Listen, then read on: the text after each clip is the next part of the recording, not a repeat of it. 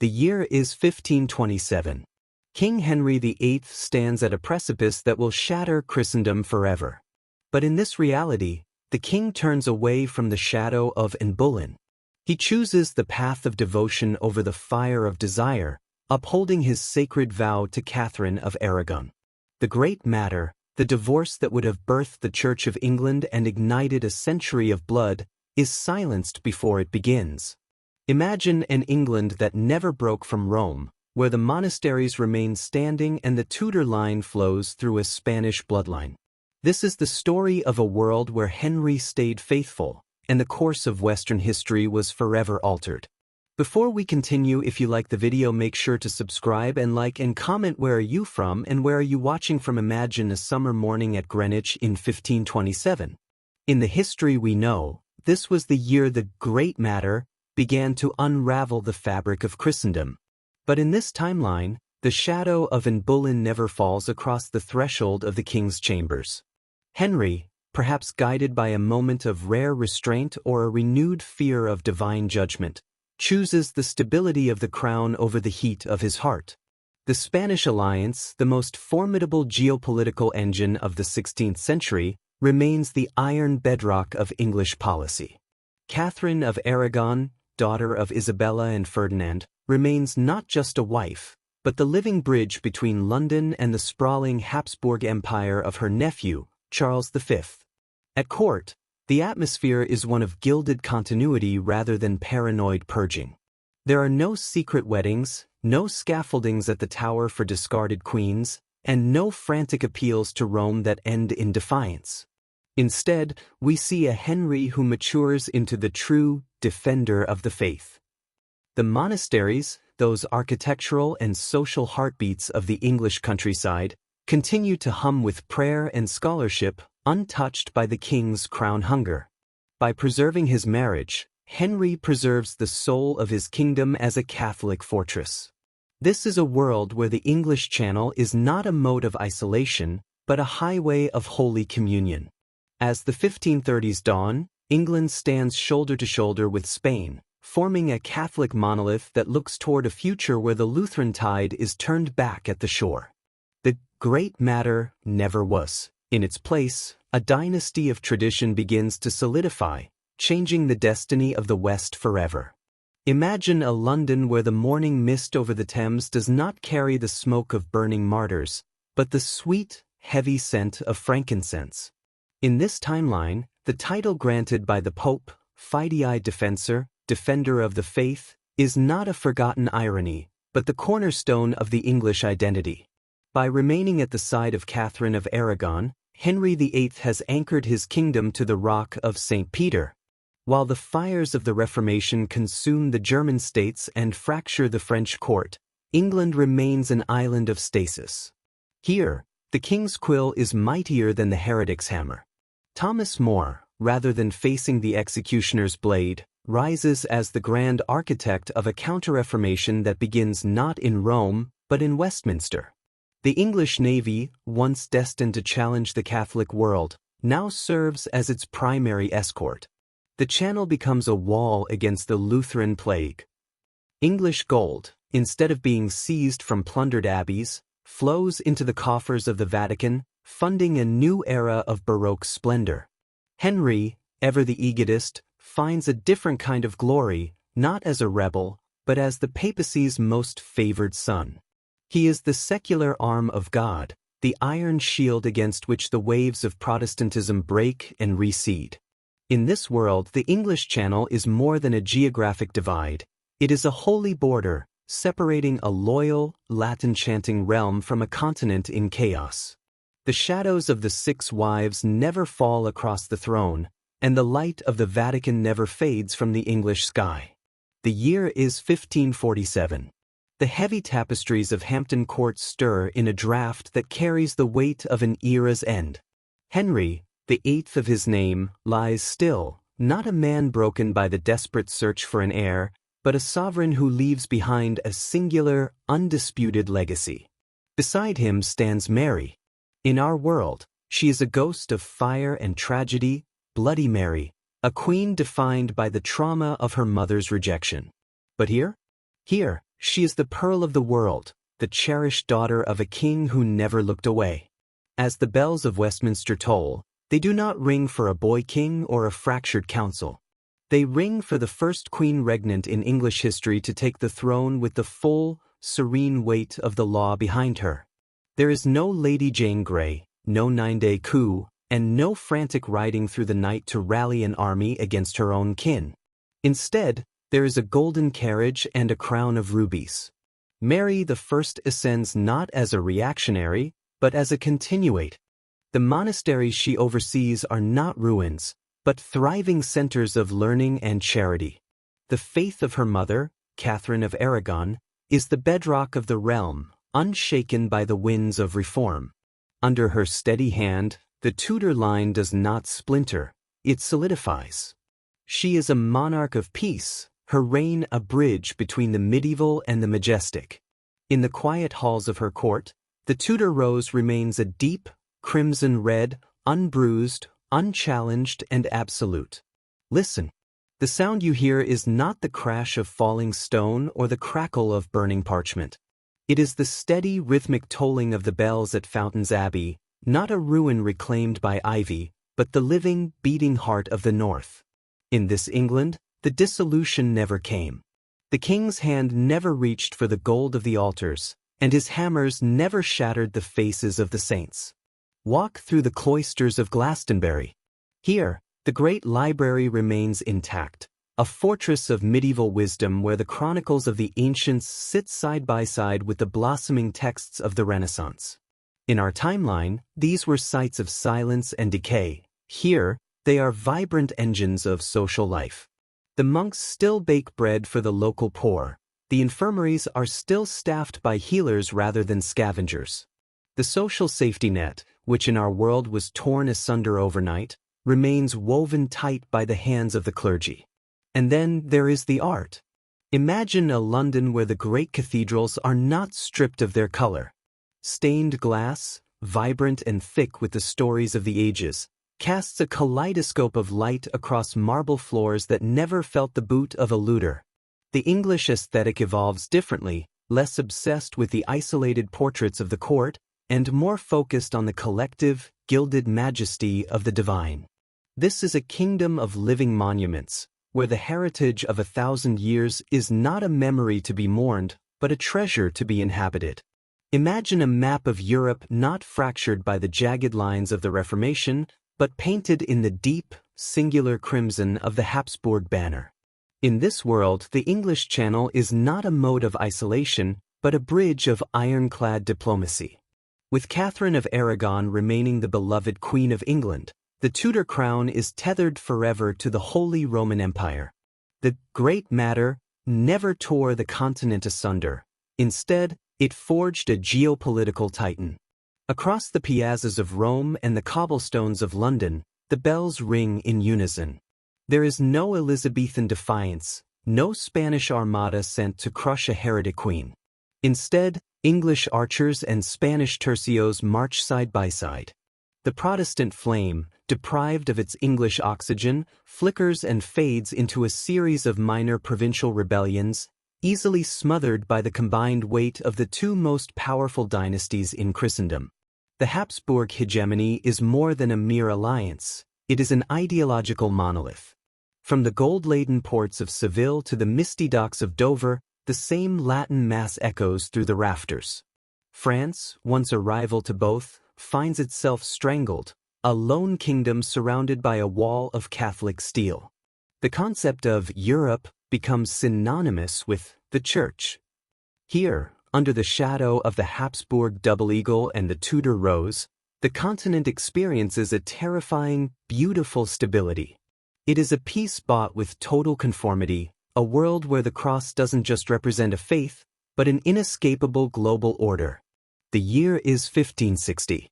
In our timeline, the Atlantic was a graveyard of ambition and a theater of bitter piracy. But here, in this shadow of history, the ocean is a bridge, not a battlefield. With Mary I firmly on the throne and her husband, Philip II of Spain, by her side, the map of the world is redrawn, not in blood, but in ink and sacrament. Imagine the harbor at Bristol. It is no longer a nest of clandestine privateers, but a bustling hub of joint imperial ventures.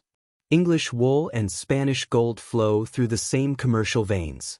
The Treaty of Tordesillas, once a source of friction, is reimagined as a divine partnership.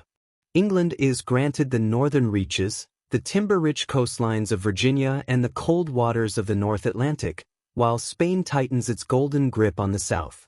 There is no Spanish armada to be shattered by the gales of the Channel. There is no Singing of the King of Spain's Beard by Francis Drake.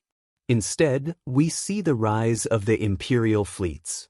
Missionaries from Oxford and Salamanca travel together, carrying a singular Roman cross into the deep forests of the Americas. The indigenous peoples face a unified front, a crushing, monolithic empire that sees the New World as a singular, vast parish. Without the desperate need to compete for survival, the English colonies grow not as havens for religious dissenters, but as loyal provinces. The New World is no longer a wild frontier of liberty, it is the western wing of a cathedral that spans the globe. Imagine a history without its most iconic portrait. There is no Virgin Queen, no red-haired defiance at Tilbury, and no heart and stomach of a king. In this timeline, Elizabeth Tudor, the daughter of a discarded mistress in our world, was never born. The woman who defined Britishness for half a millennium remains a ghost in the archives of a history that took a different turn. Without the Elizabethan era, the very DNA of England transforms. There is no Shakespeare writing for a Protestant court, no Spenser singing the praises of the fairy queen. Instead, the English identity is not forged in the fires of isolation or the victory over the Spanish Armada, for there was no Armada to fight. England remains an integral, devout piece of the European puzzle, its culture heavily influenced by the Habsburgs and the papacy. The island mentality that would eventually give birth to the British Empire never takes root. Instead of looking westward across the Atlantic as a lonely underdog, England looks southward across the Channel as a cornerstone of the Roman world. The language itself sounds different, retaining a Latinate, continental polish without the rugged, defiant vernacular of the Protestant Reformation. We are witnessing the death of the English lion as we know it. In its place stands a more sophisticated, perhaps more traditionalist, European power. The British identity is not one of seafaring rebels, but of pious loyalists. As the 17th century dawns, the people of this realm do not see themselves as separate from the continent, but as the northern guardians of a universal, eternal faith. The Cheviot Hills have long bled for the pride of kings. For centuries, the border between England and Scotland was a jagged scar, defined by the clash of steel and the reaver's torch. But in a world where the Tudor rose never broke from Rome, these borderlands whisper a different story. In Edinburgh, the firebrand John Knox finds no oxygen for his sermons. His calls for a Protestant revolution die in the damp air of a kingdom that remains stubbornly, peacefully, devout. Without the religious chasm that defined our history, the Auld Alliance between Scotland and France becomes a bridge rather than a wedge. Imagine a meeting at Berwick-upon-Tweed. No armies stand ready to charge. Instead, two queens, cousins in blood and sisters in faith, exchange gifts of gilded missiles. Mary Stuart, the tragic figure of our timeline, is no longer a captive in an English cellar. Here, she is the jewel of the North, her right to the English succession undisputed by a Catholic court in London. The union of the crowns, when it arrives, is not a victory of one theology over another, but a seamless merging of two ancient houses under the shadow of the crucifix. The British Isles become a fortress of the Counter-Reformation. As the 16th century wanes, the border reavers hang up their swords, replaced by a shared liturgy that echoes from the Highlands to the White Cliffs. The British identity is born not from a break with the past, but from a restoration of a Roman unity. The crosses of St. George and St. Andrew are bound together by the ironclad will of the Church. The bells of Glastonbury and Walsingham do not toll for the dead, but for the living, marking an empire's steady, rhythmic heartbeat. In this timeline, the libraries of England remain guarded by the same monastic orders that have held the keys to knowledge since the Middle Ages. There was no great dissolution, no burning of the scrolls, and no scattering of the scholarly monks. But stability comes with a profound price. As we enter the mid-17th century, the intellectual fire that sparked our modern world, the Enlightenment, is not a wildfire, but a flickering candle behind stained glass. Without the defiant spirit of the Reformation to break the monopoly on truth, science remains a handmaiden to theology. In the hallowed halls of Oxford and Cambridge, the curriculum is dictated not by the curiosity of the individual, but by the mandates of the Roman Curia. Imagine a Sir Isaac Newton who publishes his Principia only after a decade of scrutiny by papal censors, ensuring every law of gravity aligns with the divine will. Imagine a world where the telescope is viewed with suspicion, and the printing press is a tool for liturgical uniformity rather than revolutionary thought. Here, the reason of man is always secondary to the revelation of God. This is a kingdom of profound devotion, but it is also a kingdom in stasis. The industrial gears of progress are held fast by the thick, golden honey of tradition. Modernity is not a leap into the unknown, but a slow, reverent procession toward a predetermined heaven, leaving the secular wonders of our age locked in the silent, dusty vaults of what might have been. The radical questions that defined our history remain unasked, whispered only in the shadows of the cloisters. Imagine a world map where the vibrant reds of the British Empire are replaced by the gold and crimson of a singular, enduring Habsburg-Tudor alliance. In this alternate 21st century, the skyline of London is not defined by the cold glass shards of secular commerce, but by the soaring, intact spires of ancient monasteries that were never dissolved. Here, the Latin tongue remains the heartbeat of the academy and the courtroom, a unifying bridge across a continent that never fractured into warring, bloody sects. Without the seismic shift of the Reformation, the West evolved not through the fire of revolution, but through a glacial, deeply ordered continuity. The individual is still a subject of the crown and the human soul remains a protected ward of the church. We see a modern era that is quieter, perhaps more communal, yet undeniably rigid. The vibrant, chaotic competition of the industrial age was tempered by the moral constraints of Rome, leading to a technological progress that serves the faith rather than seeking to replace it. From the gilded cathedrals of the vast new Spanish territories in the Americas to the quiet, candle-lit cloisters of Oxford, the scent of incense lingers over a global civilization that never felt the necessity to break its holy icons. It is a modernity reimagined, a Latin-dominant West where the sun never sets on the Catholic cross. As we walk these cobblestone streets of a preserved past, we are reminded that our current reality of secular democracy was but one possible path, narrowly forged by the stubborn, world-altering desires of a single Tudor king. We stand today in the hallowed quietude of a Westminster that never heard the hammer of the iconoclast. Through the towering stained glass, the light falls not on a fractured, secular kingdom, but on a world still bound by the golden chains of a singular, ancient faith. This final chapter brings us to the ultimate reflection, the long shadow cast by the 6 women who, in our timeline, redefined the West, but in this world, remained mere footnotes in a story of Tudor steadfastness. In this reality, Henry VIII is remembered not as the mercurial tyrant of 6 marriages, but as the true defensor fidei, the defender of the faith who kept his vow.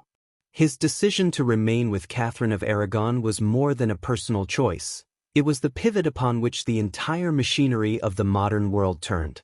Without his great matter, there was no seismic break with Rome, no Elizabethan golden age fueled by Protestant defiance, and no ruthless industrial revolution born from the ashes of the monasteries.